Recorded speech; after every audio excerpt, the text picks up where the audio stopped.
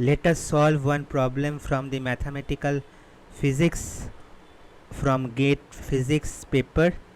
So the problem states that the Fourier transform of a function fx is defined by 1 by 2 pi limit from minus infinity to plus infinity dx fx e to the power I kx, and inverse Fourier transform of 2 by 1 plus k square is. We are given with the Fourier transform fx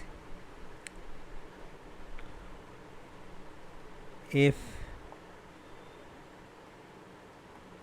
of fx is 1 by 2 pi minus infinity to plus infinity fx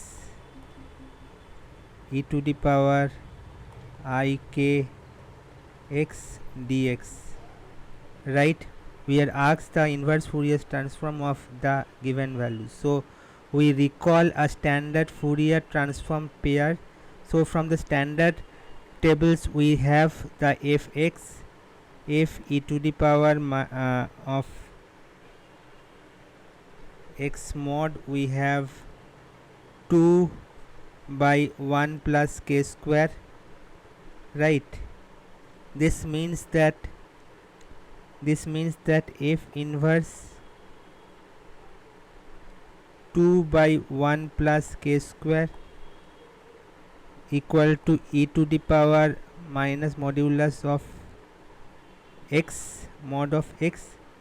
Then the final answer of our given problem is, so the inverse Fourier transform of the given problem is e to the power minus of mod x. So hope the solution is clear, and the option C of our given problem matches with our answer. So option C will be the correct answer. So option C will be the correct answer. So thanks a lot.